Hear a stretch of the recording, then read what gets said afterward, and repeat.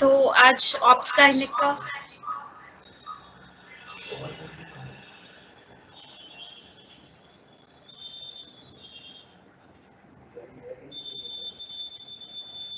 Okay, sorry for all the interruptions.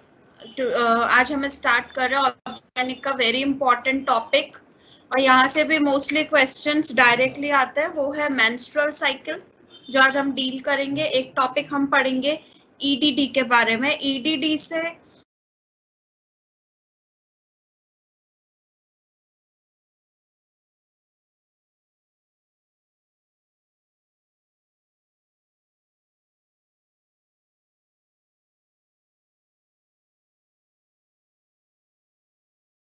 इसमें इतना detail में जो हम थ्योरेटिकल पढ़ते हैं और अभी हम कॉम्पिटिटिव के प्रिपरेशन कर रहे हैं, तो हम बेसिकली उसी को ही फोकस करेंगे।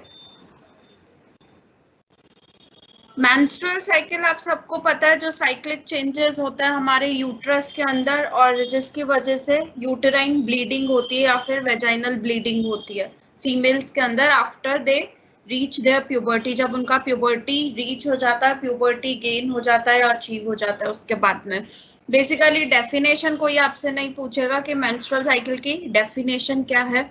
सबसे इम्पॉर्टेंट यहाँ पे है साइन ऑफ प्यूबर्टी के साथ हम चलेंगे, फिर हम मेंस्ट्रुअल साइकिल देखेंगे। बेसिकली मेंस्ट्रुअल साइकिल में कौन कौन से हार्मोन्स आते हैं और क्या क्वेश्चन एग्जाम पूछता है आपसे मेंस्ट्रुअल साइकिल के ऊपर, वो हम डिस्कस करेंगे। वो ये नहीं पूछेगा कि डेफिनेशन क्या है इसकी, वो कंसेप्ट आप सबको पता है। साइन ऑफ प्यूबर्टी के साथ स्टार्ट करते हैं। ये टैनर और मार्शल ने दिया था, जस्ट हमको पता होना चाहिए बेसिकली ये बनाए किसने। बेसिक 5 साइन होते हैं जिसको अभी हम पढ़ेंगे यहाँ पर। सबसे फर्स्ट साइन होता है, ये साइन आपको याद होने चाहिए। एग्जाम में क्वेश्चन किस तरीके से पूछेगा, 5 में से कोई से भी 4 साइन आपको दे देगा और पूछेगा अर्लीस्ट साइन कौन सा होता है फीमेल के अंदर, जो साइन ऑफ प्यूबर्टी कहलाता है। अब आप अगर आपको ये नहीं पता कि चारों में से फर्स्ट कौन सा है, ऑल 4 ऑप्शंस जो हैं वो सारे प्यूबर्टी के साइन है। तो मैं फर्स्ट से स्टार्ट करती हूँ, थैलार्की। और थैलार्की को मैंने इसीलिए स्पेशली बोल्ड कर रखा है क्योंकि यही फर्स्ट साइन ऑफ प्यूबर्टी है फीमेल्स के अंदर। सबसे पहले थैलार्की होता है, उसके बाद आगे के प्यूबर्टी साइन होता है। बेसिकली थैलार्की होता क्या है, थैलार्की का मतलब होता है ब्रेस्ट का डेवलपमेंट फीमेल्स के अंदर, ठीक है। ये फर्स्ट साइन होता है, इसको स्पेशली इंपॉर्टेंट करके मार्क कर दो। ये डायरेक्ट क्वेश्चन पूछता है, which of the following is a first sign of puberty. तो आपको देखना है थैलार्की फर्स्ट साइन होता है। थैलार्की के अलावा बाकी भी हमें पता होने चाहिए, क्योंकि ऑड वन आउट में एक क्वेश्चन 3 ऑप्शन के साथ दे दिया तो हम कहीं कंफ्यूज ना हो जाए सिर्फ थैलार्की के साथ। नेक्स्ट होता है जैसे एड्रीनार्की। अब एड्रीनार्की क्या है, एड्रीनार्की मतलब एक्सिलरी हेयर्स का डेवलपमेंट। जैसे थैलार्की है वैसे फीमेल्स के अंदर प्यूबर्टी के अंदर क्या होता है, एड्रीनार्की होता है, जिसमें एक्सिलरी का हेयर्स का डेवलपमेंट होता है। स्पेशली जैसे ग्रोइन एरियाज हो गए, ऑन मॉन्स प्यूबिस हो गया, या फिर आर्मपिट्स हो गया। तो ये जनरल प्यूबर्टी का एक और साइन होता है। सेकंड है प्यूबार्की। इसमें क्या होता है, प्यूबिक हेयर का ग्रोथ होता है specially at the genital regions, right.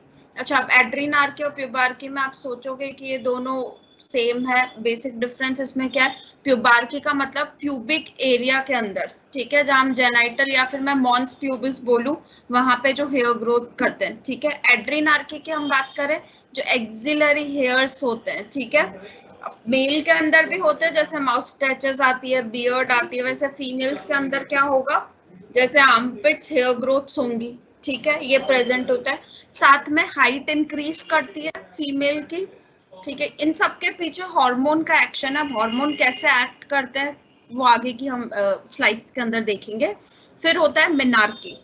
Menarche का मतलब देखो, कभी कभी क्वेश्चन इतना इजी क्वेश्चन भी पूछ लेते हैं एग्जाम में कि फर्स्ट मेंस्ट्रुअल साइकिल को आप क्या बोलोगे, ठीक है, ऐसा क्वेश्चन भी आ जाता है, बट हम कंफ्यूज हो जाते हैं, कभी मेनोपॉज ध्यान रह जाता है, वो टिक कर देते हैं। तो बेसिक मिनार्की होता है जो 10 to 16 ईयर ऑफ एज में होता है, ये फीमेल्स के अंदर है। अगर हम मेल की बात करें तो 12 to 16 ईयर ऑफ एज होती है मेल के अंदर। तो आपको साइन ऑफ प्यूबर्टी क्लियर हो गया, ये यहीं पर कंसेप्ट क्लियर कर लो। एक क्वेश्चन जो फिक्स इस पे आता है वो यही है कि फर्स्ट साइन ऑफ प्यूबर्टी कौन सा होता है। फर्स्ट साइन ऑफ प्यूबर्टी होता है थिलार्की, मतलब फीमेल्स के अंदर ब्रेस्ट का डेवलपमेंट।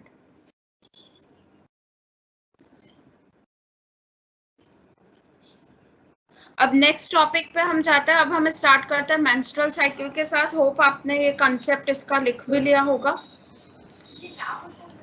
मेंस्ट्रुअल साइकिल के कंसेप्ट की हम बात करें तो एक चीज हमें क्लियर होनी चाहिए। देखो ऐसा नहीं है कि डायरेक्ट एमसीक्यू है तो हम डायरेक्ट क्वेश्चंस को ही फोकस करें, बट थोड़ा बेसिक कभी कभी एग्जाम पूछ लेता है।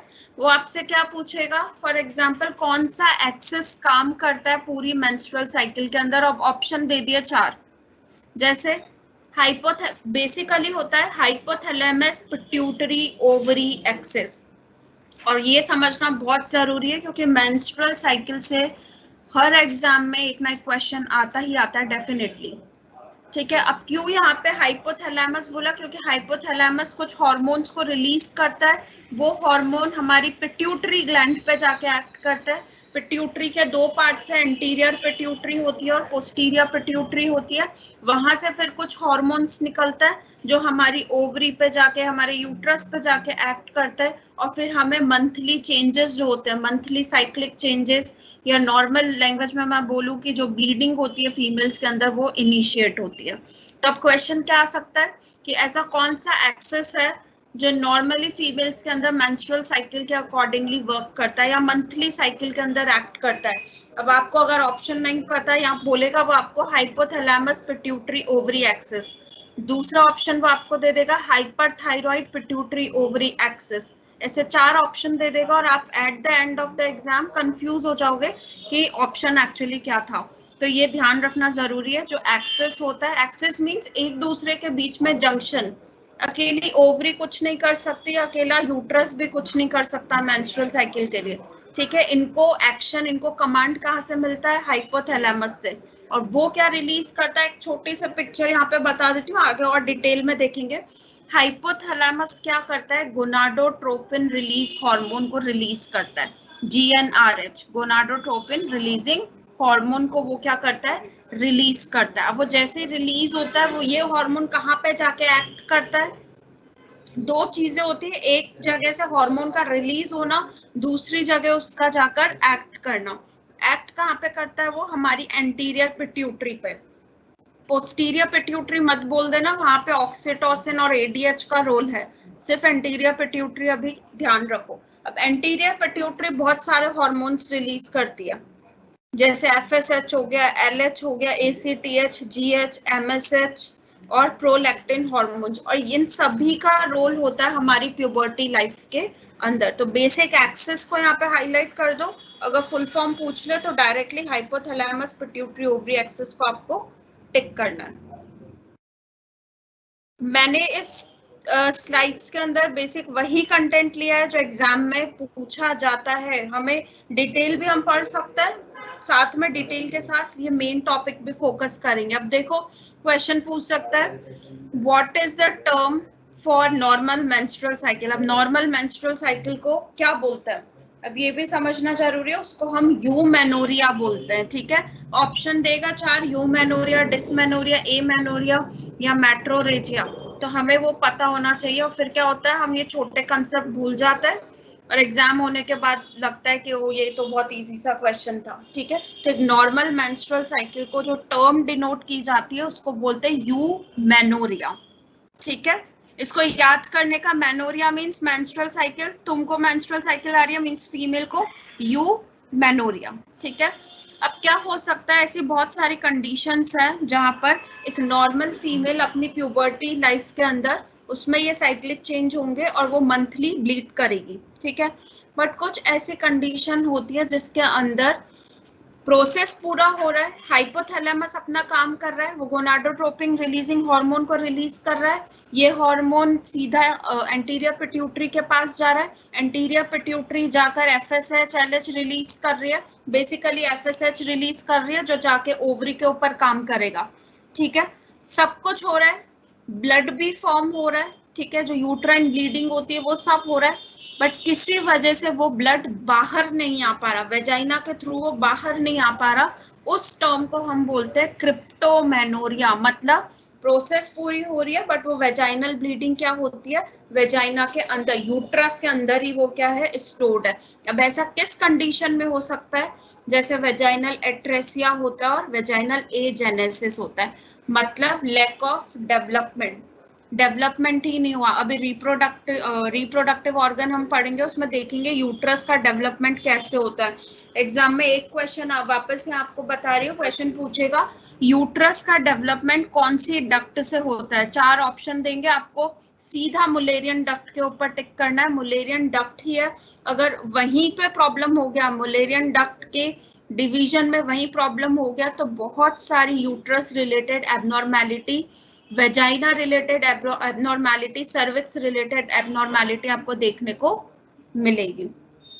तो जैसे एट्रेसिया मतलब डेवलपमेंट ही यूट्रस का प्रॉपर नहीं हुआ, या फिर वेजाइना, क्योंकि वेजाइनल एट्रेसिया बोल रहा है, या फिर लैक ऑफ ओपनिंग, जो वेजाइनल ओपनिंग है वो प्रॉपर नहीं है, उस वजह से ब्लड बाहर नहीं आ पा रहा। तो ब्लड यूट्रस के अंदर, वेजाइना के अंदर ही जाके स्टोर हो गया, उस वर्ड को बोलते हैं हम क्रिप्टोमेनोरिया। सेकेंड थिंग इज, कभी कभी एग्जाम हो सकता है बहुत इजी क्वेश्चन भी पूछ ले, तो पूछेगा वो क्या नॉर्मल रेंज होती है। तो मेंस्ट्रुअल साइकिल की नॉर्मल रेंज होती है 21 से लेके 35 डेज तक की, ठीक है। यहाँ वो कोई एवरेज नहीं पूछेगा, डायरेक्टली ऐसे आपको अपर लिमिट लोअर लिमिट में कुछ वैल्यूज आपको दे देगी। नॉर्मल ब्लड लॉस कितना होता है, 20 से 80 ml, इसको टिक कर लो, 20 से 80 ml नॉर्मल ब्लड लॉस होता है। बट एग्जामिनर आपसे पूछेगा एक फीमेल के अंदर एवरेज ब्लड लॉस कितना होता है। अगर क्वेश्चन पूछता है एवरेज ब्लड लॉस और ऑप्शन देता है वो आपको 20 ml, 35 ml, 50 ml, 80 ml, आपको सीधा 35 ml टिक करना है। आप ना तो 20 टिक करोगे ना 80 करोगे, और आजकल एग्जाम से ही करता है, डायरेक्ट आपको एवरेज वैल्यू पूछते हैं। तो नॉर्मली तो 20 से 80 ml होता है, बट एवरेज अगर काउंट करें दोनों का तो 35 ml पर मेंसेस ब्लड लॉस होता है एक फीमेल के अंदर, ठीक है। फेज की बात करें तो 1 to 5 डेज। अब फेज क्या है ये आगे के कंसेप्ट में देखेंगे, और ड्यूरेशन होता है अप्रोक्सीमेटली 2 से 7 दिन, 2 to 7 डेज का इसका ड्यूरेशन होता है। यहाँ इंपॉर्टेंट क्वेश्चन है वो है एवरेज, एवरेज को अलग से हाईलाइट कर दो, ये पूछेगा वो, ठीक है। और सबसे important, phase duration general exam में नहीं पूछे जाते, एवरेज इंपॉर्टेंट है। नॉर्मल मेंस्ट्रुअल साइकिल टर्म क्या होती है वो इंपॉर्टेंट है, और क्रिप्टोमेनोरिया क्या है, ये एबनॉर्मेलिटी में भी आ सकता है, तो ये वो आपसे पूछ सकता है। अब चलो हम स्टार्ट करते हैं हमारी मेंस्ट्रुअल साइकिल के साथ। मेंस्ट्रुअल साइकिल को हमने 2 में डिवाइड कर दिया, एक आपका क्विक रिवीजन भी हो जाएगा इसके साथ, और इम्पॉर्टेंट सारे क्वेश्चंस भी यहाँ पे कवर हो जाएंगे। एक होती है ओवेरियन साइकिल, एक होती है यूटेराइन साइकिल। एक साइकिल आपकी ओवरी में चल रही है, दूसरी साइकिल आपकी यूट्रस के अंदर चल रही है, ठीक है। पहले हम पढ़ेंगे ओवेरियन साइकिल, ओवरी के अंदर क्या क्या हो रहा है एवरी मंथली, हर मंथ में ओवरी में क्या चेंजेस आ रहे हैं। तो ओवरी के साइकिल को मैं फिर 2 में डिवाइड कर देती हूँ, फॉलिक्यूलर फेज और लूटियल फेज। अभी यहाँ वर्ड से ही बता देती हूँ, हम डिटेल में आगे पढ़ेंगे क्यों फॉलिक्यूलर फेज नाम दिया है, क्यों लूटियल फेज नाम दिया है। अब फॉलिक्यूलर फेज को पढ़ने के पहले एक चीज मैं यहाँ पे आपको बता देती हूँ, ये बहुत इंपॉर्टेंट है। ड्यूरेशन अभी छोड़ दो, वो फॉलिक्यूलर फेज की डिटेल में देखेंगे। जनरली फीमेल्स में अब ये क्वेश्चन पूछता है, हम मैक्सिमम हम क्या सोचते हैं फीमेल की प्यूबर्टी आएगी, प्यूबर्टी के बाद ही फॉलिकल्स बनते हैं, ऐसा बिल्कुल नहीं है। फीमेल की इंट्रा यूटेराइन लाइफ के अंदर 20 वीक ऑफ जेस्टेशन के अंदर ही, जब फीमेल 20 वीक की होती है, फीटस मैं बोलूंगी यहाँ पे फीमेल फीटस, उसके अंदर अराउंड 7 मिलियन फॉलिकल्स होते हैं, ठीक है। 20 वीक फीमेल या 20 वीक ऑफ जेस्टेशन के अंदर अगर जो फीमेल है उसके अंदर 7 मिलियन फॉलिकल्स होते हैं। अब ये धीरे धीरे डीजनरेट होते रहते हैं, और जैसे ही एक फीमेल गर्ल चाइल्ड बॉर्न होती है उस टाइम पे टोटल फॉलिकल्स जितने रह जाते हैं वो है 2 मिलियन फॉलिकल। क्वेश्चन क्या पूछेगा वो अभी मैं आपको बताती हूँ।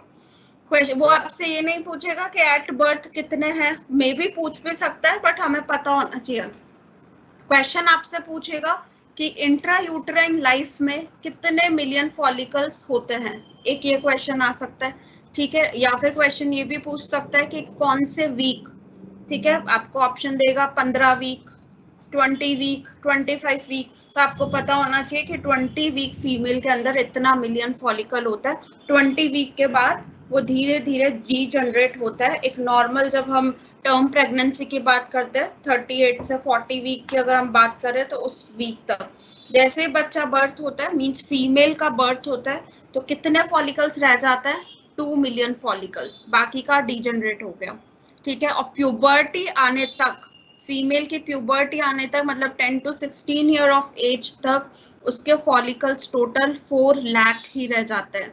मतलब 7 मिलियन से 4 लाख बाकी के सारे डीजनरेट हो गए। और मेनोपॉज तक लेस देन 10,000 होता है। तो ये 4 लाख फॉलिकल्स क्या होंगे, उसकी लाइफ टाइम में यूज होंगे। अब वापस से प्रीवियस स्लाइड पे आता है, फॉलिक्यूलर फेस और लूटियल फेस। यहाँ पे फॉलिक्यूलर फेस का मतलब है कि एक फॉलिकल होती है, वो फॉलिकल ग्रो करती है, ठीक है, और वो रप्चर हो जाती है, रप्चर होके ओवम बाहर निकल के आ जाता है, ठीक है, वही अभी ब्लीडिंग के थ्रू बाहर आएगा। अब बाकी बचा हुआ जो मटेरियल है, ठीक है, उस मटेरियल का क्या होगा, उसको हम बोलते हैं कॉर्पस लूटियम, इसीलिए फेस का नाम इन्होंने दिया है लूटियल फेस। फॉलिकल का बनना, ओवम का रप्चर होना, यहाँ तक आप आ गए फॉलिक्यूलर फेस तक, प्लस कॉर्पस लूटियम जो बचती है, मतलब बचा हुआ जो पोर्शन होता है फॉलिकल का, उसको हम कॉर्पस लूटियम बोलते हैं। अब आगे स्लाइड पर जाता है, यहाँ पे इंपॉर्टेंट क्वेश्चंस भी बता दिया आपको क्या पूछ सकते हैं इस वाली स्लाइड से। फॉलिक्यूलर फेस बेसिकली 14 डेज का होता है।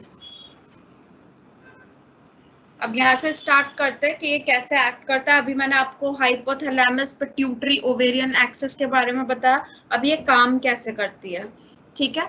बेसिकली क्या होगा कि हाइपोथैलेमस क्या करेगा, कौन सा हार्मोन सिक्रीट कर रहा है, अभी हमने देखा आगे, गोनाडोट्रोपिन रिलीजिंग हार्मोन को वो रिलीज कर रहा है।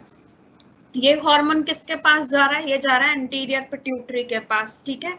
एक रिलीज कर रहा है, एक एक्ट कर रहा है, ठीक है। अब एंटीरियर पिट्यूटरी क्या करेगी, एफएसएच को रिलीज कर देगी, वो है फॉलिकल स्टिमुलेटिंग हार्मोन। वर्ड से ही पता लग रहा है, फॉलिकल को स्टिमुलेट करना, उनको ग्रो करना, ठीक है। ओवरी के अंदर ये चला गया ओवरी के पास। अब ओवरी में क्या होगा, बहुत सारी फॉलिकल्स है, अभी हमने देखा प्यूबर्टी पे कितनी फॉलिकल्स होती है, बट किसी एक फॉलिकल को ही चांस मिलता है डोमिनेंसी का, मतलब एक ही फॉलिकल होगी जो मंथली साइकिल में डोमिनेंट होगी, मैच्योर होगी, रप्चर होगी और ओवम को रिलीज कर पाएगी, ठीक है। बाकी फॉलिकल्स एज इट इज रहती है। तो इसी तरीके से एवरी मंथ एक एक फॉलिकल का अपना चांस आता रहता है, उसको हम बोलते हैं डोमिनेंट फॉलिकल। अब वो डोमिनेंट फॉलिकल क्या होती है, एफएसएच हार्मोन के प्रेजेंस में खुद को मैच्योर करती है, ग्रो करती है वो फॉलिकल, ठीक है। अब ये ग्रोइंग फॉलिकल क्या करेगा, ईस्ट्रोजन का रिलीज करेगा। अब ईस्ट्रोजन क्या करता है, जैसे ईस्ट्रोजन, ये यहाँ पे ये कंसेप्ट याद करना इंपॉर्टेंट है, एफएसएच ओवरी पे एक्ट कर रहा है, फॉलिकल एक डोमिनेंट फॉलिकल है, एक फॉलिकल मैच्योर हो गया, ठीक है। अब वो फॉलिकल क्या करेगा, ईस्ट्रोजन को रिलीज करेगा। अब ईस्ट्रोजन यहाँ पे दो काम करती है, पहला तो वो ल्यूटिनाइजिंग हार्मोन को स्टिमुलेट करती है, सेकंड वो एफएसएच को जाके सप्रेस कर देती है, क्योंकि अब हमें एफएसएच की जरूरत नहीं है, हमारा एक फॉलिकल, एक डोमिनेंट फॉलिकल ऑलरेडी मैच्योर हो चुका है। तो अब इस फेज में अब क्वेश्चन पूछ सकता है कि फॉलिकुलर फेज के अंदर एफएसएच का लेवल क्या होता है, इंक्रीज, डिक्रीज, एब्सेंट या न डिक्रीज के ऊपर टिक कर देना कि वो डिक्रीज हो जाता है। इसको नेगेटिव फीडबैक मैकेनिज्म के थ्रू ईस्ट्रोजन क्या करता है, एफएसएच को बोलता है अब तुम्हारी जरूरत नहीं है, अब ये अपना काम खुद करेंगे, ठीक है। कैसे खुद करेंगे, ईस्ट्रोजन एलएच को रिलीज कर देगा, ठीक है। वो ईस्ट्रोजन खुद भी यहाँ काम नहीं कर पा रहे, ईस्ट्रोजन बहुत इंपॉर्टेंट हार्मोन और इसके बहुत कंसेप्ट भी हैं, वो आगे हम देखते हैं। अब ये एलएच क्या करता है, ल्यूटिनाइजिंग हार्मोन, ये मैच्योर फॉलिकल पे जाके एक्ट करेगा और उसको कहेगा अब रप्चर हो जाओ, ठीक है। अब वो उसको रप्चर करा देगा, रप्चर करते ही ओवम को रिलीज कर देगा, ठीक है। अब क्या क्वेश्चन आगे पूछे वो भी मैं आपको बताती हूँ। मेंस्ट्रुअल साइकिल पे लिमिटेड क्वेश्चंस होते हैं जो हम अभी यहाँ पे रिवाइज भी कर रहे हैं, ठीक है। अब क्या होगा, ये LH क्या करेगा, मतलब अगर आपको फॉलिकल को रप्चर कराना है, ओवम को बाहर निकालना है फॉलिकल से, तो आपको LH की जरूरत है। ये चीज स्पेशली याद रखना। क्वेश्चन ने पूछ लिया कि मैच्योर फॉलिकल को रप्चर कौन कराता है, ऑप्शन देगा ईस्ट्रोजन, FSH, LH या नन ऑफ द अबव। आप क्या करोगे, मे बी जाके ईस्ट्रोजन को टिक कर दोगे। No, you have to directly tick on LH। LH पे ही जाके आपको टिक करना है। अब क्या होगा, जैसे ही LH उस मैच्योर फॉलिकल पे ऊपर जाके एक्ट करता है, वो रप्चर हो गई, ओवम निकल के बाहर चला गया। अब बाकी बचे हुए का क्या होगा, दैट वो जो बाकी का बचा हुआ जो मटेरियल है पूरा, उसको ग्राफियन फॉलिकल का, उसको हम क्या बोलेंगे, कभी कभी ग्राफियन फॉलिकल की जगह ये लोग मैच्योर फॉलिकल का भी नाम दे देते हैं, दोनों एक्चुअली सेम ही है। उसको हम बोलते हैं कॉर्पस लूटियम। तो एक ये भी क्वेश्चन आ सकता है कि उसको क्या बोलेंगे, ऑप्शन देगा corpus luteum, corpus menstrualis, corpus albicans या फिर ऑल ऑफ द अबव या नन ऑफ द अबव दे देगा। तो आपको टिक करना है कॉर्पस लूटियम के ऊपर। ये था आपका फॉलिकुलर फेज, और यहाँ पे हमने क्वेश्चन भी देख लिए कौन से इंपॉर्टेंट क्वेश्चन एग्जाम पूछ सकता है हमसे। अब लूटियल फेस में पहली लाइन में पहला ही क्वेश्चन मैंने दे दिया, बहुत एग्जाम में पूछते हैं, सिंपल सा क्वेश्चन है, मेंस्ट्रुअल साइकिल की कौन सी फेस कांस्टेंट होती है, वो कांस्टेंट फेस होती है लूटियल फेस, ठीक है। इसमें कोई चेंज नहीं होता। अगर ये फेस 14 डेज की है तो ये 14 डेज की ही रहेगी, ये चेंज नहीं होगी। डायरेक्ट क्वेश्चन यही पूछता है, which is the constant phase of menstrual cycle, बहुत एग्जाम में पूछा भी गया है। तो आपको डायरेक्टली लूटियल फेस के ऊपर टिक करना है, ये बिल्कुल चेंज नहीं होती, बाकी की फेजेस चेंज हो सकती हैं, ठीक है। अब ये क्या करता है, कॉर्पस लूटियम ईस्ट्रोजन और प्रोजेस्टेरॉन को सिक्रीट करता है। ये ईस्ट्रोजन और प्रोजेस्टेरॉन का बहुत बड़ा रोल है। क्या रोल है आगे हम देखते हैं। अब यहाँ पे दो कंसेप्ट है, ठीक है, इधर कॉर्पस लूटियम बन गया, उधर ओवम रिलीज हो गया, साथ में यूट्रस में भी चेंजेस हो रहे हैं, मतलब ब्लीडिंग की प्रिपरेशन स्टार्ट हो रही है, ईस्ट्रोजन का लेवल पीक पे जा रहा है, ठीक है। अगर फर्टिलाइजेशन नहीं होता है, ठीक है, अगर फर्टिलाइजेशन, हमारा नेक्स्ट टॉपिक इसके बाद यही होगा, फर्टिलाइजेशन और इम्पॉर्टेंट पॉइंट्स जो फर्टिलाइजेशन पे पूछे जाते हैं। अगर फर्टिलाइजेशन नहीं हुआ तो ये जो कॉर्पस लूटियम है, इसको एक और नाम से बुलाया जाता है, इसको बोलते हैं कॉर्पस ल्यूटियम मेंस्ट्रुअलिस। ये कॉर्पस लूटियम खुद को किस में कन्वर्ट कर देता है, कॉर्पस लूटियम एल्बिकन। मेंस्ट्रुअलिस ये रेड कलर की बॉडी होती है और एल्बिकन येलो कलर की बॉडी होती है। तो ये हमको पता होना चाहिए, नाम से ही मेंस्ट्रुअलिस मींस रेड कलर की बॉडी होगी, ये खुद को इसमें कन्वर्ट कर देती है। और फाइनली क्या होगा, कॉर्पियस एल्बिकन खुद को जाके क्या कर देगा, डीजनरेट हो जाएगा। बट सेकेंड थिंग इज कि अगर फर्टिलाइजेशन हुआ तो क्या होगा, अगर फर्टिलाइजेशन हुआ तो ये कॉर्पस लूटियम खुद को किस में चेंज कर देती है, कॉर्पस वेरम के अंदर चेंज कर देती है। ये छोटे से कंसेप्ट है, कभी पूछ भी ले तो हमें पता होना चाहिए। कॉर्पस लूटियम खुद को वेरम में चेंज कर देती है। ये प्रेगनेंसी के इनिशियली 3 मंथ्स तक, जिसको हम फर्स्ट ट्राइमेस्टर बोलते हैं, तब तक ये रहती है। और इसका बेसिक काम क्या होता है, प्रोजेस्टेरॉन को रिलीज कराना, क्योंकि इनिशियल प्रेगनेंसी में प्रोजेस्टेरॉन क्या करता है, इनिशियल प्रेगनेंसी को सपोर्ट करता है, बहुत रोल होता है। आप भले ही फर्टिलाइजेशन की बात करो, इम्प्लांटेशन की बात करो, प्लेसेंटा के डेवलपमेंट की बात करो, ठीक है, ओवरऑल जितना भी फर्स्ट ट्राइमेस्टर के अंदर है, कौन प्रेगनेंसी को मेंटेन करता है। यहाँ एक और क्वेश्चन आ गया, इनिशियल ट्राइमेस्टर या फर्स्ट ट्राइमेस्टर में कौन सा हार्मोन है जो प्रेगनेंसी को सपोर्ट करके रखता है, वो प्रोजेस्टेरॉन है। ऑप्शन में HCG हार्मोन भी होगा, बट आगे HCG हार्मोन के बारे में हम पढ़ेंगे, उसको टिक नहीं करना, आपको डायरेक्टली प्रोजेस्टेरॉन पे क्लिक करना है। तो यहाँ आपको डिफरेंस समझ में आ गया होगा कि फॉलिकुलर फेस और लूटियल फेस के अंदर बेसिक डिफरेंस क्या है। अब यूटेराइन साइकिल के बात करें तो यूटेराइन साइकिल फर्दर अलग अलग फेजेस में डिवाइडेड। ये जो साइकिल वर्क कर रही थी, ये हमारी ओवरी के अंदर कर रही थी, ठीक है। हमने नॉर्मल 28 डेज लिए, 28 को हमने हाफ हाफ में डिवाइड कर दिया, 14 तो हमने फॉलिकुलर को दे दिया, बचा हुआ 14 हमने लूटियल को दे दिया। फॉलिकुलर फेज में 14 से 16 भी हो सकता है, 14 से 20 भी हो सकता है, 14 से 10 भी हो सकता है, पर लूटियल फेज 14 है तो 14 ही रहेगी, क्योंकि ये कांस्टेंट फेज होती है मेंस्ट्रुअल साइकिल की, ये चेंज नहीं होती है। ठीक है, अब यूट्राइन साइकिल की हम बात करें, मतलब अब यूट्रस के अंदर क्या क्या चेंजेस हो रहे हैं, क्योंकि ब्लड का शेडिंग होगा, ओवम रिलीज होके आ रहा है। ठीक है, यूट्रस की लेयर कौन सी लेयर है जो शेड करती है मेंस्ट्रुअल साइकिल में, उसके बारे में हम देखते हैं। तो पहला फेज होता है, फर्स्ट फेज होता है ब्लीडिंग फेज, और जनरली फीमेल्स के अंदर ब्लीडिंग फेज कितने डेज का होता है, 1 to 5 डेज का। ठीक है, ब्लीडिंग फेज को हम एक और वर्ड से बोलते हैं कैटामेनिया। मोस्टली एग्जाम में नहीं पूछा जाता कि ब्लीडिंग फेज का दूसरा नाम क्या है, बट पता होना चाहिए इसका दूसरा नाम होता है कैटामेनिया। अब कॉर्पस लूटियम डिसअपियर हो गया। ठीक है, फर्टिलाइजेशन नहीं हुआ तभी तो हम मेंस्ट्रुअल साइकिल के आगे बात कर रहे हैं, हो गया होता तो फिर यूट्राइन साइकिल तो आती ही नहीं, क्योंकि ब्लीडिंग होता ही नहीं उस केस के अंदर।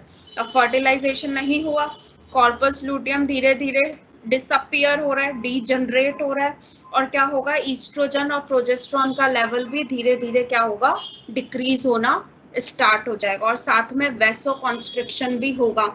अब आपके माइंड में एक क्वेश्चन आएगा कि प्रोजेस्टेरॉन तो वैसोकॉन्स्ट्रिक्शन करता है, मतलब वेसल्स को कॉन्स्ट्रिक्ट करता है, बट ईस्ट्रोजन वैसोडाइलेशन करता है हमेशा, ईस्ट्रोजन वेसल्स को डायलेट कर देता है। ठीक है, अब यहाँ पे मैं तो बोल रही हूँ कि कॉर्पस लूटियम ये हार्मोन को रिलीज कर रहा है, मतलब इनका लेवल जो है डिक्रीज हो रहा है, क्योंकि कॉर्पस लूटियम धीरे धीरे डिसअपियर हो रही है, यहाँ वैसोकॉन्स्ट्रिक्शन हो रहे हैं। दोनों हार्मोन्स को अगर हम कंपेयर करें, ईस्ट्रोजन और प्रोजेस्टेरॉन दोनों को कंपेयर करें, तो प्रोजेस्टेरॉन का लेवल क्या होता है, ज्यादा कम होता है एज कंपेयर टू ईस्ट्रोजन। इसीलिए यहाँ पे क्या होता है, वैसोकॉन्स्ट्रिक्शन, मतलब वेसल्स कॉन्स्ट्रिक्ट होनी स्टार्ट हो जाती है। अब जैसे ही वेसल कॉन्स्ट्रिक्ट होनी स्टार्ट हो जाएंगी, जो यूटेराइन आर्टरी होती है वहां पे क्या होना स्टार्ट हो जाएगा, इरिवर्सिबल नेक्रोसिस ऑफ टिश्यू। ठीक है, वैसे हम जनरली हमारी बॉडी की बात करते हैं, अगर कहीं पे इरिवर्सिबल नेक्रोसिस हो गया तो वो हमारे लिए बहुत ही कॉशियस हो गया, और ये कोई हेल्थ डिसऑर्डर को भी लीड कर सकता है।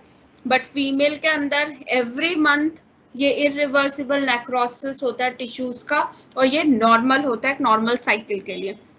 अब वैसोकॉन्स्ट्रिक्शन कौन कराता है, प्रोजेस्टेरॉन कराता है, ईस्ट्रोजन वेसल को डायलेट कराता है, ये हमें ध्यान रखना है। बट यहाँ पे प्रोजेस्टेरॉन का लेवल ईस्ट्रोजन के कंपेयर में थोड़ा ज्यादा है, इसीलिए यहाँ पे वैसोकॉन्स्ट्रिक्शन होता है।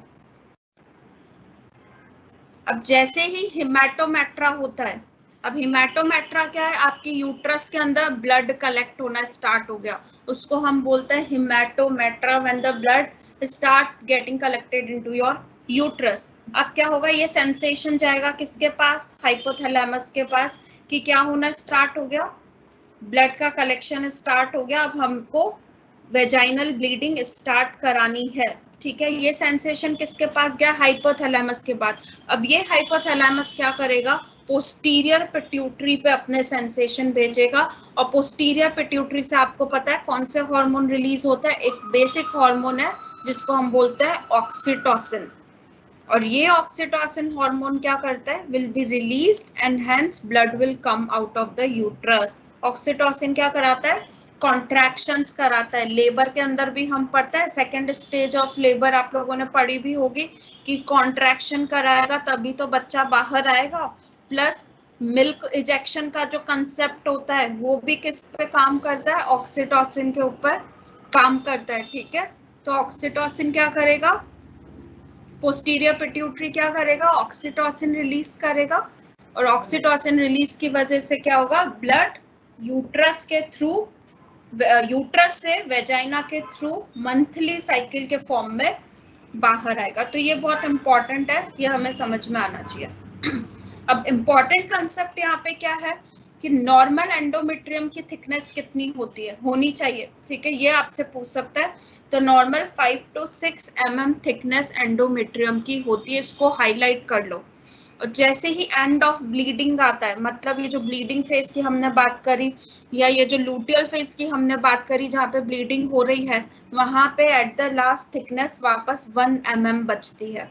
नॉर्मल 5 to 6 mm, और जैसे ही ब्लीडिंग स्टॉप हो जाती है तो एंडोमेट्रियम की थिकनेस 1 mm बचती है। सेकेंड फेज जो होती है हमारी, सेकेंड फेज होती है प्रोलिफरेटिव फेज। प्रोलिफरेटिव फेज के अंदर क्या होता है, अब आपने नॉर्मल थिकनेस तो आपकी यूट्रस एंडोमेट्रियम की, यूट्रस ना बोल के मैं पर्टिकुलरली उसकी एक लेयर एंडोमेट्रियम की बात करूंगी, वही शेड होती है। एंडोमेट्रियम जहाँ 5 से 6 mm थी अब वो 1 mm रह गई है। अब उसको वापस से कैसे 5 to 6 mm पे पहुंचाया जाए, वो फेज होती है प्रोलिफरेटिव फेज। ये 6 to 14 डेज की फेज होती है। अब मैं यहाँ पे 6 to 14 डेज की बात कर रही हूँ या फिर ओवरी फेज के अंदर मैं बात करूँ, तो अभी हम कहाँ पे चल रहे हैं, फॉलिक्यूलर फेज के अंदर चल रहा है, ठीक है। यहाँ पे क्या होता है, ये फेज 6 to 14 डेज की होती है। जनरली ये आप एग्जाम आपसे नहीं पूछेगा प्रोलिफरेटिव फेज कितने डेज की होती है, ठीक है। यहाँ पे क्या होता है, ईस्ट्रोजन का लेवल हाई होता है। अब ईस्ट्रोजन क्या कराता है, हाइपरप्लेसिया कराता है, ठीक है। और प्रोजेस्टेरोन क्या कराएगा, हाइपरट्रॉफी कराएगा। तो हाइपरप्लेसिया और हाइपरट्रॉफी के मतलब अगर आपको 1 mm से 5 to 6 mm तक जाना है तो आपको सेल का साइज बढ़ाना पड़ेगा, आपको सेल का नंबर बढ़ाना पड़ेगा। सेल का साइज और नंबर, हाइपरप्लेसिया और हाइपरट्रॉफी। तो ईस्ट्रोजन बेसिकली क्या करता है, हाइपरप्लेसिया करता है, फटाफट सेल के नंबर बढ़ाता है जिससे 1 mm से वापस 5 to 6 mm पे जा सके और वापस से क्या हो, यूट्राइन ब्लीडिंग स्टार्ट हो सके, ठीक है। अब यहाँ पे क्या होगा, जैसे ईस्ट्रोजन का लेवल इंक्रीज हुआ, यूटेराइन एंडोमेट्रियम अपने आप साइज में बढ़नी स्टार्ट हो जाएगी और वो अप्रॉक्स 2 to 3 mm थिकनेस की रह जाएगी। तो ये आपको पता होना चाहिए कि प्रोलिफरेटिव फेज के अंदर एंडोमेट्रियम का थिकनेस कितना होता है, 2 to 3 mm थिकनेस होता है। और सबसे ज्यादा रिस्पॉन्सिबल इसके लिए कौन होता है, ईस्ट्रोजन, क्योंकि वो हाइपरप्लेसिया कराता है। फेज 3, यहाँ से इंपॉर्टेंट क्वेश्चन जनरल आपसे यही पूछ सकता है कि प्रोलिफरेटिव फेज के अंदर एंडोमेट्रियम का थिकनेस कितना होता है, ये इंपॉर्टेंट क्वेश्चन है। नेक्स्ट है फेज 3। फेज 3 के अंदर सिक्रीटरी फेज होता है। अब सिक्रीटरी फेज होता है 15 से 28 डेज तक का, ठीक है। जो अभी हमने लूटियल फेज की बात करी, एग्जाम में भूल भी जाओ तो सिक्रीटरी फेज का डे याद रखो 15 से 28। और 15 से 28 हम कांस्टेंट फेज की बात करते हैं ओवरी के अंदर, जिसको हम लूटियल फेज बोलते हैं। अब यहाँ पे आपका कॉर्पस लूटियम फॉर्म होगा और एंडोमेट्रियम की थिकनेस वापस से 5 to 6 mm हो जाएगी। क्वेश्चन बस यही पूछेगा कि फॉर एग्जांपल सिक्रीटरी फेज में एंडोमेट्रियम की थिकनेस कितनी होती है, ऑप्शन देगा less than 1 mm, 5 to 6 mm, 2 to 3 mm या फिर मोर देन 6 mm दे देगा। तो आपको डायरेक्टली 5 to 6 mm पे टिक करना है, ठीक है। वहीं प्रोलिफरेटिव के अंदर क्या था, 2 to 3 mm of thickness endometrium का। ये इंपॉर्टेंट क्वेश्चन यहाँ पे पूछ सकते हैं।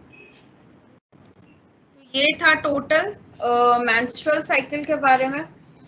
इसके रिगार्डिंग कुछ एबनॉर्मैलिटीज हैं, वो मैं नेक्स्ट टॉपिक यहाँ पे स्टार्ट कर रही हूँ, ईडीडी कैलकुलेशन का। उसके बाद हम देखेंगे ईडीडी कैलकुलेशन बहुत ईजीएस्ट है, सबसे ज्यादा स्कोरिंग है और डेफिनेटली 20 में से एक क्वेश्चन ईडीडी पे पूछेगा ही।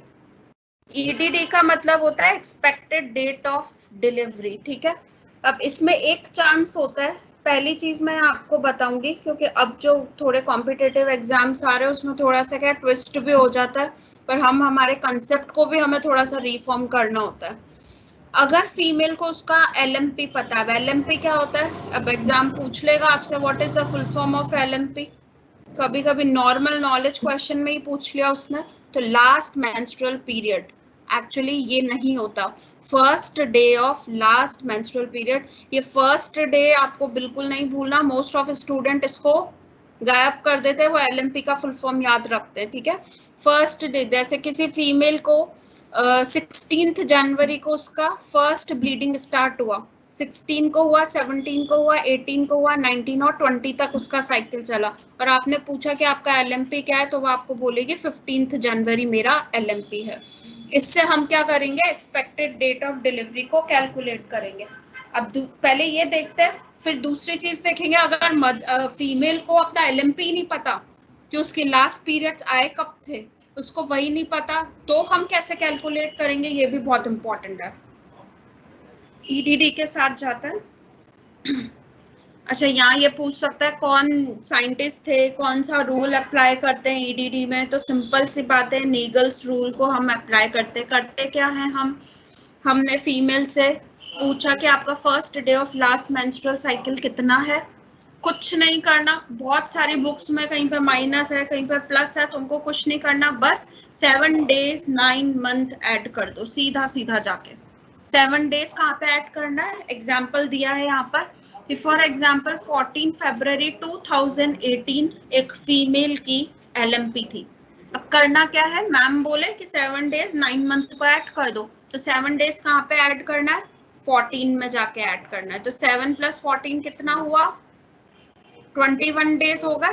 ठीक है, चलो ये हो गया। अब हमें 9 मंथ ऐड करना है, कभी भी उस मंथ को मत ऐड कर देना, मोस्ट ऑफ क्या करता है फेब्रुअरी भी काउंट कर देंगे, और वही और ऑप्शन वही देगा आपको, फेब्रुअरी काउंट करा हुआ ही ऑप्शन आपका ए ऑप्शन होगा, और आप उसको टिक करके आ जाओगे नो। फेब्रुअरी हटा दो, फेब्रुअरी के बाद बचे हुए 9 मंथ गिरो, मार्च अप्रैल मई जून जुलाई अगस्त सितंबर अक्टूबर नवंबर, 21 नवंबर 2018 फीमेल की एक्सपेक्टेड डेट ऑफ डिलीवरी है कि इस डेट के अराउंड बच्चे का बर्थ हो सकता है।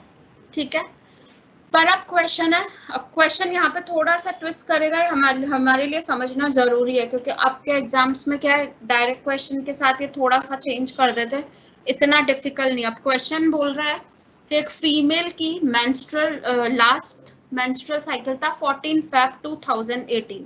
चलो ये तो बहुत इजी है, 7 डे 9 मंथ ऐड करना है, उसने आपको साथ में दे दिया, और ये इतना डिफिकल्ट भी नहीं है, बहुत इजी है, उसने दे दिया कि उसकी मेंस्ट्रुअल साइकिल 30 डेज तक चलती है। ठीक है, या फिर उसने दे दिया उसकी मेंस्ट्रुअल साइकिल 26 डेज तक चलती है। अब आपके ब्रेन में कंसेप्ट एक ही है कि एक फीमेल की साइकिल 28 डेज तक चलती है, और नॉर्मल ईडीडी हम उसी से कैलकुलेट कर रहे हैं, कुछ भी नहीं करना। ऐसी सिचुएशन अगर आ जाती है जहाँ पे वो मेंस्ट्रुअल साइकिल का डेट आपको बता देता है, ठीक है, तो सबसे पहले आप नॉर्मल LMP EDT कैलकुलेट करते हो वो कर लो। ठीक है, जैसे 14 फेब 2018 है, अब इसका आंसर क्या आया था मेरा, 21 नवंबर 2018 कैलकुलेट कर लिया। अब 30 जो डेज दिए हुए हैं और 28 डेज की एक नॉर्मल साइकिल होती है, मैं क्या करूंगी, सिंपल 28 से ज्यादा आ रहा है, ये आपको देखना, अगर डेज 28 से ज्यादा दिए हैं तो उतने दिन ऐड कर दो, 28 से कम दिए हैं उतने दिन सब्ट्रैक्ट कर दो, बस यही कंसेप्ट है इसका।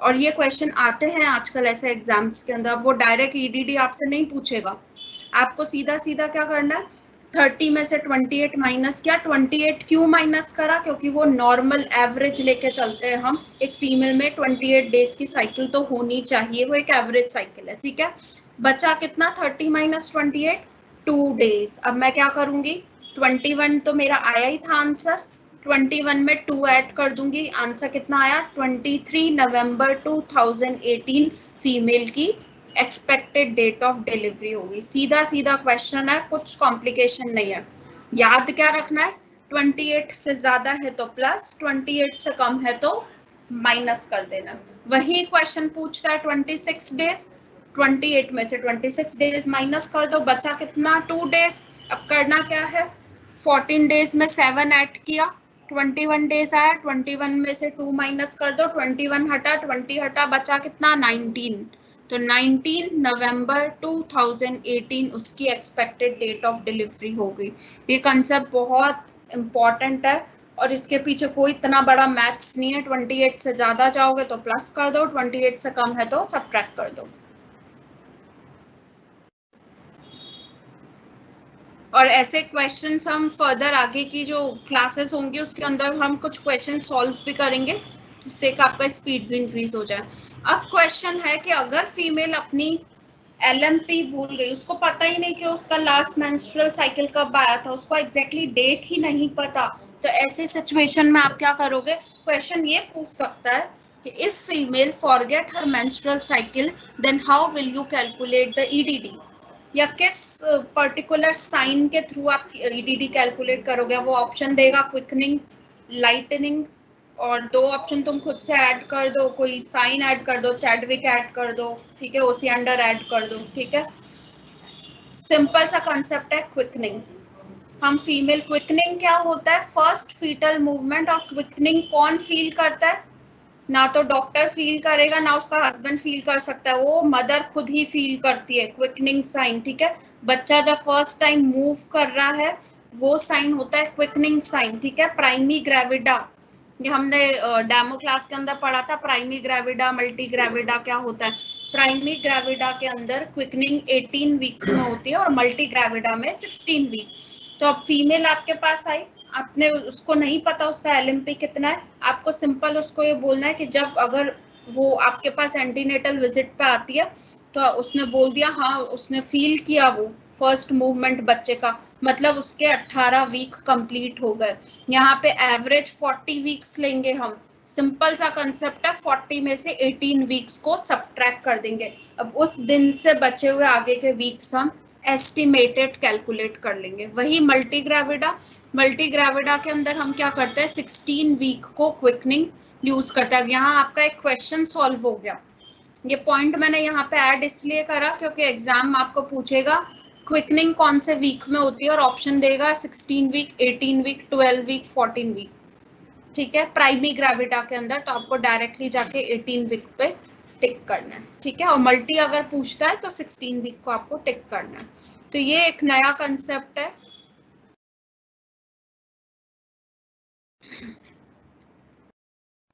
सेम यहाँ पे कैलकुलेशन दी हुई है, मतलब फर्दर वीक वो बोल रही है प्राइमी ग्रेविडा मेरा क्विकनिंग हो गया, मतलब उसने 18 वीक्स कंप्लीट कर लिया, उसी के अकॉर्डिंग आप आगे के फर्दर वीक्स को कैलकुलेट कर सकते हो। तो ये था ईडीडी के बारे में, और यही जनरल क्वेश्चन इसके ऊपर पूछे जाते हैं। नॉर्मली आपको डेट देगी, आप ईडीडी निकालो, या फिर डेट के साथ आपको ड्यूरेशन ऑफ मेंस्ट्रुअल साइकिल दे देगा, 35 डे, 40 डे, 60 दे दे वो आपको। आपको वो नंबर देखकर नहीं घबराना है कि 60 कैसे आ गया, हमें कोई मतलब नहीं, तुम 100 दे दो, सीधा सीधा कंसेप्ट है 28 से माइनस करने का, ठीक है। नेक्स्ट टर्मिनोलॉजीज हैं जिसको हम एबनॉर्मेलिटी ऑफ मेंस्ट्रुअल साइकिल बोलते हैं, इस पर डायरेक्ट क्वेश्चन आता है। गायनिक में ये सबसे बड़ा स्कोरिंग पॉइंट ये है कि डेफिनेशंस बहुत सारी है, मतलब टर्मिनोलॉजीज बहुत सारी है और डायरेक्ट वो क्वेश्चन पूछते हैं, वहां पे कुछ भी नहीं घुमा सकते आप। तो एमेनोरिया होता है एब्सेंट ऑफ मेंस्ट्रुअल साइकिल, और ये जनरली हम प्रेग्नेंट मदर के अंदर भी बोलते हैं कि 2 मंथ्स का एमेनोरिया, मतलब 2 महीने से उसको मेंस्ट्रुअल साइकिल नहीं आया। प्रेग्नेंट मदर ही नहीं, एक फीमेल के अंदर वो भले ही प्रेग्नेंट ना हो तब भी हम बोल सकते हैं कि अगर उसका मेंस्ट्रुअल साइकिल 1 महीने से नहीं आया तो उसको 1 मंथ एमेनोरिया है, मतलब ए से एमेनोरिया, ए से absent of menstrual cycle.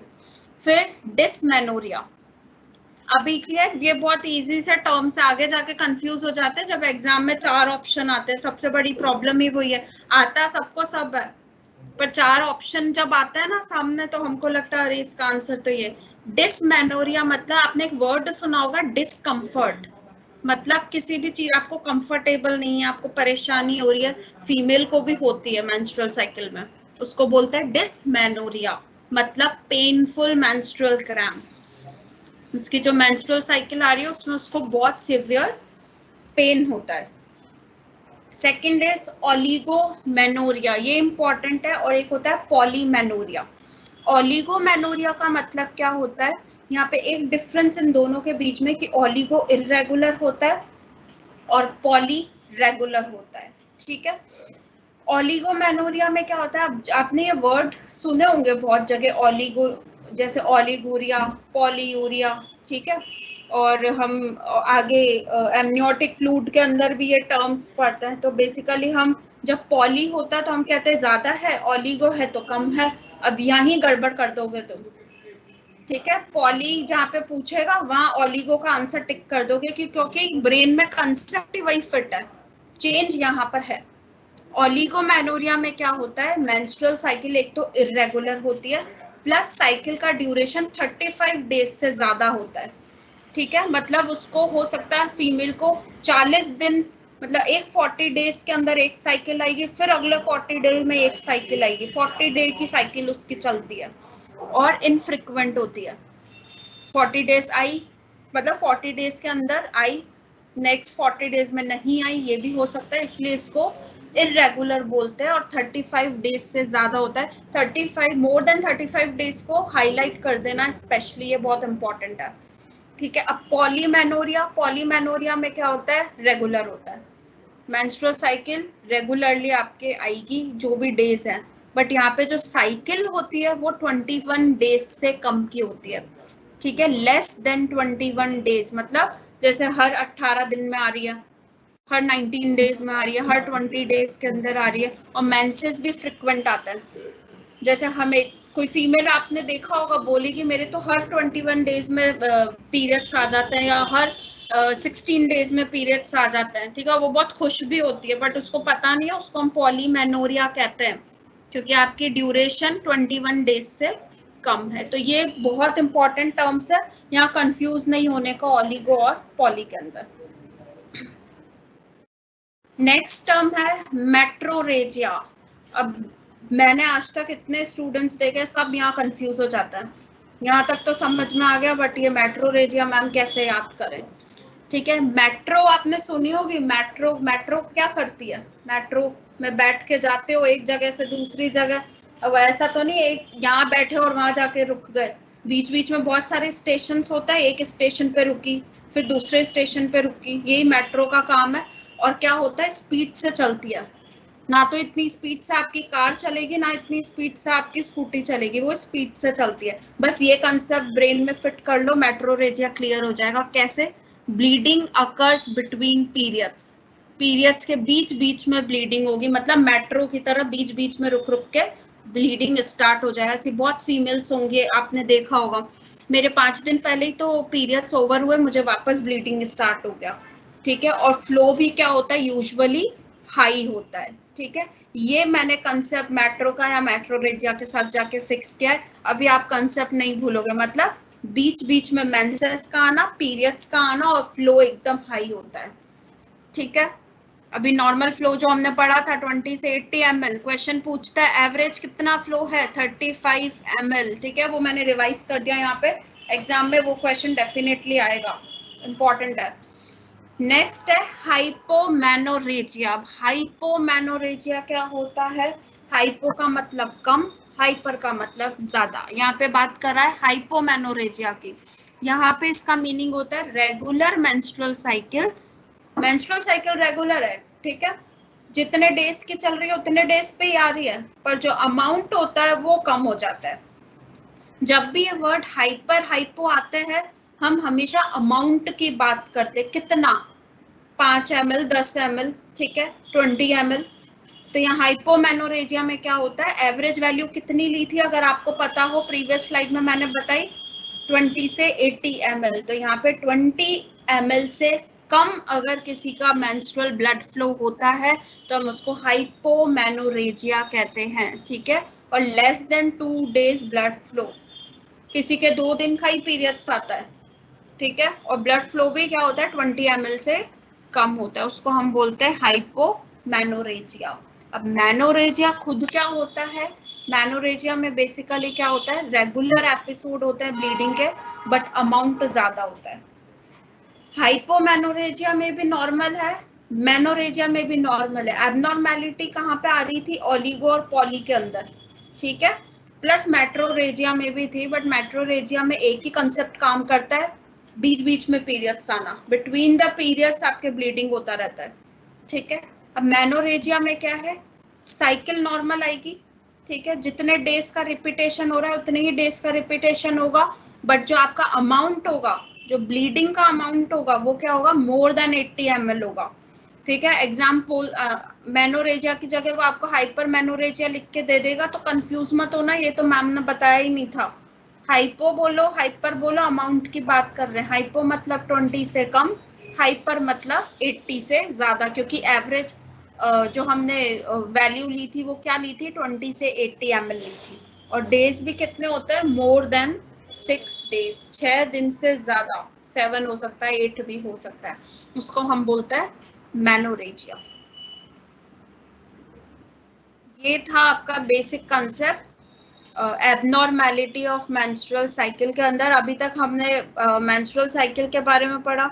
Important question अगर मैं वापस से एक बार हाईलाइट कर दूं तो लूटियल फेस वाला बहुत इंपॉर्टेंट क्वेश्चन है कि सबसे कांस्टेंट फेस कौन सा होता है मेंस्ट्रुअल साइकिल का, तो वो हमारा लूटियल फेस ही होता है, कांस्टेंट फेस। ठीक है, उसके बाद वो आपसे ये पूछ सकता है ईडीडी हमने देखा कि ईडीडी हम कैसे कैलकुलेट कर सकते हैं, एवरेज दिया हो। अब तो तुम हमको वो भी दे दो, कितना डेज दे दो, ठीक है, तो भी फर्क नहीं पड़ता, डायरेक्टली कैलकुलेशन हमें आ गई। 28 से ज्यादा है ऐड, 28 से कम है सबट्रैक्ट। ठीक है, ओलिगोपॉली का कंसेप्ट भी आपको क्लियर हो गया होगा।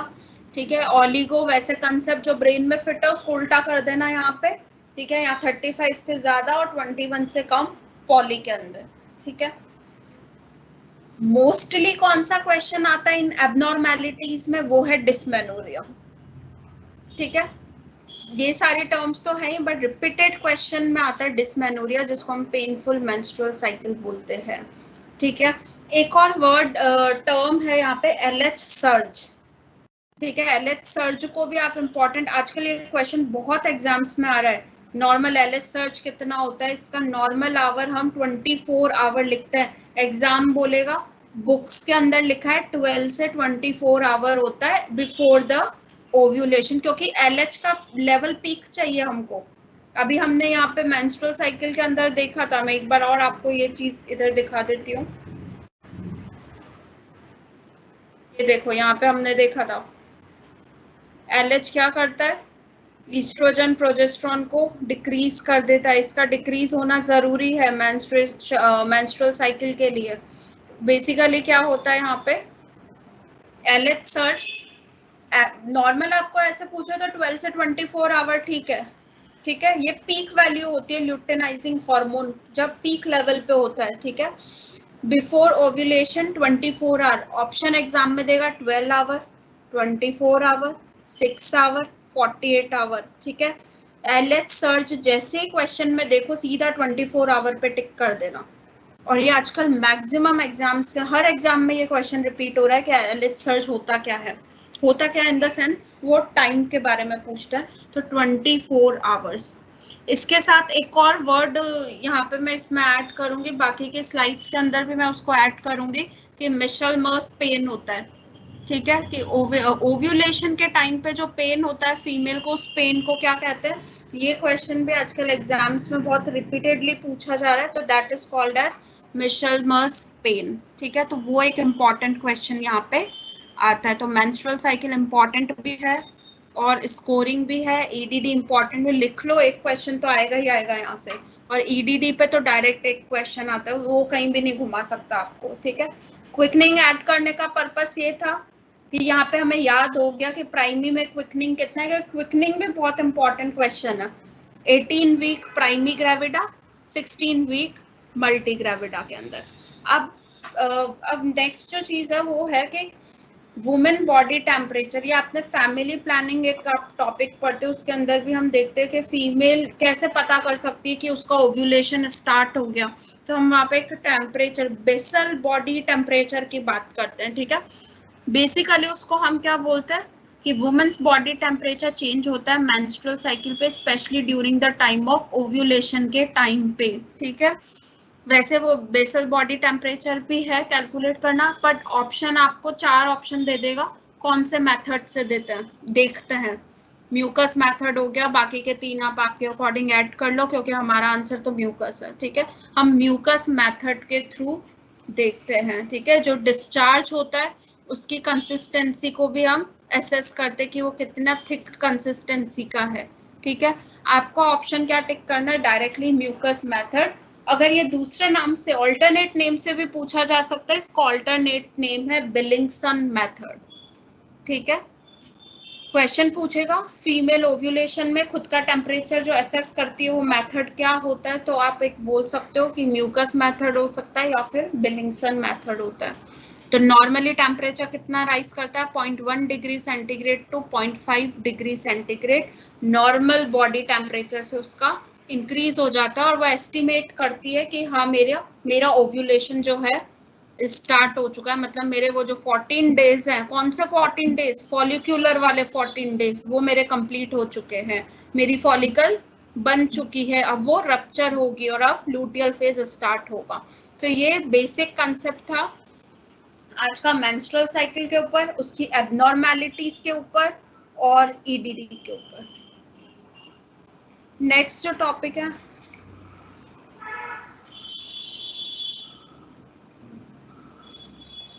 ओके, नेक्स्ट फर्दर क्लासेस में हम हॉर्मोन्स को लेंगे। हार्मोन पे भी डायरेक्ट क्वेश्चन आता है। हार्मोन के बाद हम रिप्रोडक्टिव ऑर्गन की बात करेंगे कि रिप्रोडक्टिव ऑर्गन में क्या, क्योंकि अब एग्जाम थोड़ा हमारा है भी नियर बाय है और हम इतना थ्योरेटिकल से ज्यादा क्वेश्चन क्या मोस्टली आस्क क्वेश्चंस होते हैं उसके ऊपर भी हमें फोकस करना है। तो नेक्स्ट क्लास में हम हार्मोन्स के बारे में पढ़ेंगे, normal reproductive system, reproductive organ और उसके क्या क्वेश्चन पूछे जाते हैं उनको हम डिस्कस करेंगे फर्दर क्लासेस के अंदर। Thank you.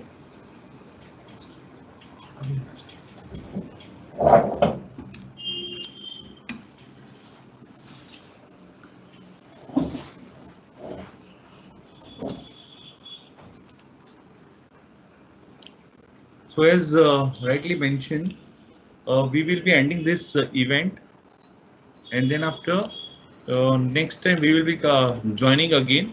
You will be intimated with the WhatsApp from our team for the next class. Okay. Yeah. Thank you very much. Thanks.